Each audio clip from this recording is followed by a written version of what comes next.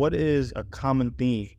So you guys have seen people successful through there, right? You've seen a few. You've seen you guys have met Steve before. You guys have met, like, you've seen Mike, like you've met Mara, you've met Super. What's a common theme that you see in the most successful people? And like, what are some examples of what those themes are? Like, what do you see in the most successful people here? It's a common theme you see. Well, I say, we was talking about this off break, like how people, like if one person starts to complain, that could trickle throughout the whole department and stuff like that. I say with them,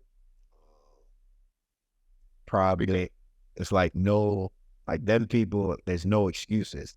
Like they're not going to make an excuse for anything or why they're not performing and stuff like that. And they're going to go out their way to make sure they perform. So I say that's probably the biggest thing I've noticed with that type of people. Yeah, what I'd say, just consistent energy. They've always have consistent energy and they're kind of fearless. They're really fearless. So even me, like I'll think about I'll watch even like Derek. And no one mentioned Derek, but I love Derek. I watch Derek all the time. He didn't get enough credit, but literally like something I would overthink or pre-qualify about, or I wouldn't attack or go, like for instance, somebody who's already outside.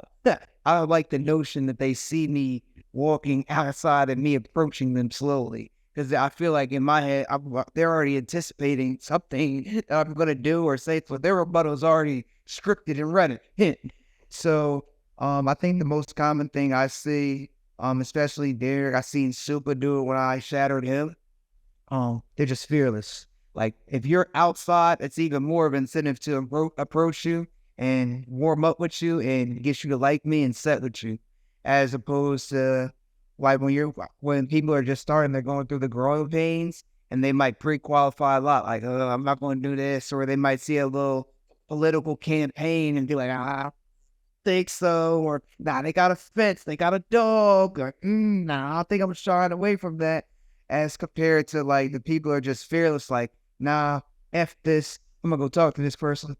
I don't know. It could be a 50-50 outcome, but I'll never know if I don't try. So I think that's very key, like consistency and not pre-qualifying, never giving up on the opportunity. Still like that. Or so this is a little bit more broad. You can answer this however you feel, but how has door-to-door impacted you so far? Chris, you say you've been here for 4 months. So it's like, think about your life beforehand and what it's done for you so far. I say,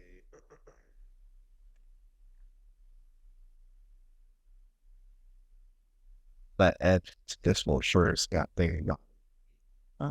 So me, first and foremost, like I'm an introvert. I'm a very much introvert, but it's so weird, right? And even prior to this, I'm an overthinker. I deal with like a lot of anxiety, and that's kind of why I took the job, to kind of overcome that fear and be more connected and be able to talk and overcome that. So for me, it's just building my communication skills really and my ability to talk and connect with people. I struggle with that a lot. I still do to this day. However, it gets better and it's enhanced over time. So it's just taking one day at a time, building my communication skills and knowing if I can overcome this or I can do this, then it's going to have a better long-term effect on me in the long run. And that goes with whatever I'm trying to do. And this is not just being successful in door-to-door, but all right, if you want to start that business, if you want to do a podcast, if you want to do anything you want to achieve in this world, it starts with overcoming the fear. It's not avoiding it, more so taking it straight on and addressing it. And this was just a stepping stone for me, really. So, yeah, that's really why I wanted to take this and help me and impact outside of my life. So, I like that line. I know you're about to start, Chris, but I think y'all don't see Kizzer on the back end of this, but I think that's a huge thing for them too, because both of you guys are coming from a whole nother country, right? Like, that's fucking scary. Like, it's already scary being here.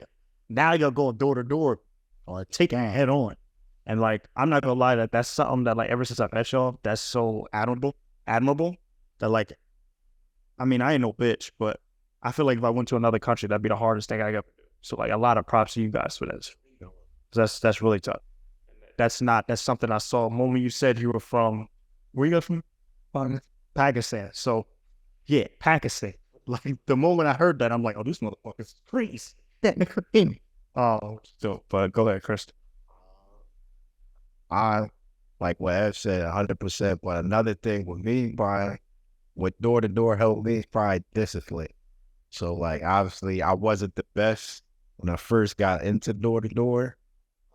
So, like, if I wanted to get better, I had to study the script. Like, I had to, and I'm a person who, I don't like to ask questions. Like, I want to figure it out on my own. But, with this job, you got to get out of that. You got to go ask them top people how they got better and stuff like that. So, applying that outside of my life, like, it's okay to go seek help, because anybody who's successful ain't get there on their own. So, this job's definitely teaching me that it's okay to ask for help.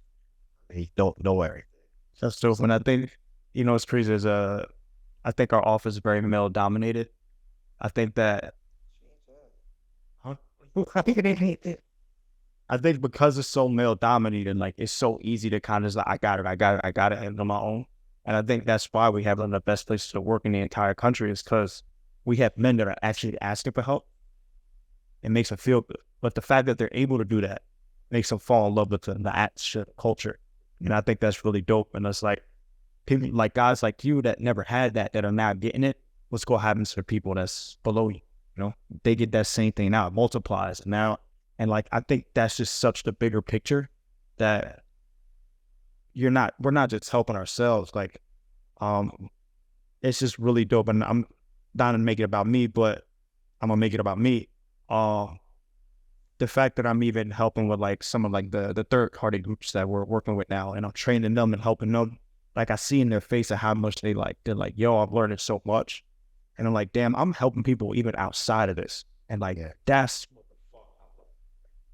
it's not even just here. And it's just like, I can't wait for you guys to get to a point where you're able to do that. If that's, but I can't wait till you guys get to a point where you're able to see that and spread that culture that made you not necessarily love the job, but buy into yourself more and have other people buy into you and buy into yourself. So it's really cool. But last question. So whether it's career-wise or just personally, where do you guys see yourself in 10 years? Now that you've been in, again, door-to-door for 4 months, 6 months now, and maybe your perspective has shifted a little bit, or maybe it's stronger, like, you can see yourself in 10 years now? Definitely 10 years. I'm definitely, because this always been my goal. So first of all, how old? 26. So you be 36. Young old nigga, man. Yeah, we got the bleep out.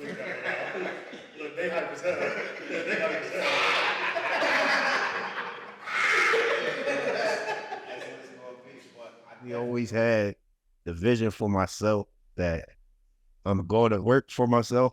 So whatever that was in life, that's what I want to do. But so I want to be my own boss. And I like to do four. So that's what I'm going to be doing in the next 10 years. Be traded, have my own thing. But while I'm here, I want to max it out while I'm here. So I definitely want to become a mentor. If you're a mentor 10 years from now, I'm going to get mad. Well, no, I ain't talking. I'm just talking about that's like probably a year, 2 years while I'm here. Like, become a mentor here at this company and max that out. But definitely, like I said, want to be an entrepreneur, and I want to have like probably like a foundation or something where I'm from, Millersboro, and give back to that community.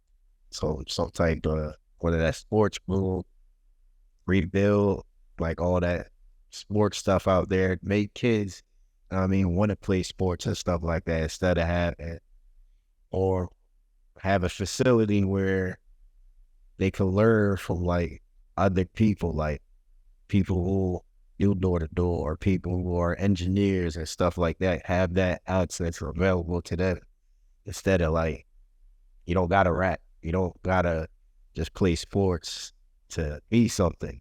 So that's what I want, like, next 10 years.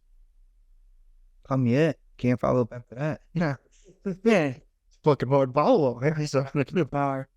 But it's very much similar. The goal with me, that's why we're so close. Entrepreneurship for real. Definitely. But you know, entrepreneurship is so like vague. However, it's really about like your impact, really giving back. So obviously, I have my clothing brand that I'm doing right now. I plan to monetize that in the next 2 or 3, and God willing, hopefully that takes off. But very similar to what Chris was saying, though, really give back. Especially within my community, I don't want it to resort to, I don't want it to be the norm. And that's the thing. That's a standard that I believe that was set, but I don't want it to be the norm. Like people just out on the streets and gun violence and things like that. Like we want to build a community where people can get active and the kids can get active. And I think a big gap in between that is wealth. And I think that's the biggest gap from entrepreneurship, working class, and being like, victim to being in the streets or doing whatever. We want structure. That's the biggest thing. I want structure. So I want to definitely build other different forms of wealth. For me, it starts with clothing, but within clothing, that craft is e-commerce. Not with just e-commerce. He can be doing Forex. Someone can be doing real estate. So we want to just monetize different forms of wealth in order to create opportunity to entice definitely kids or inspire to whatever they want to do in life. If they want to work a job, that is great. At least with you working that job, you're going to learn the skill sets to earn you the most money. If you want to be an entrepreneur, that is great. The resources will be there. I just want to help build that. And then whatever you want to do in life, there's no limitations, but just being in the streets, becoming victim to being the norm of being a rapper, or just playing basketball, whatever the case, that's not real. Like, don't get me wrong, that's great, but, what are the odds, And then we just want to we want to set you up long-term for success. So that's my goal. That's what I'm going to do. And we're going to take it day by day. that's dope.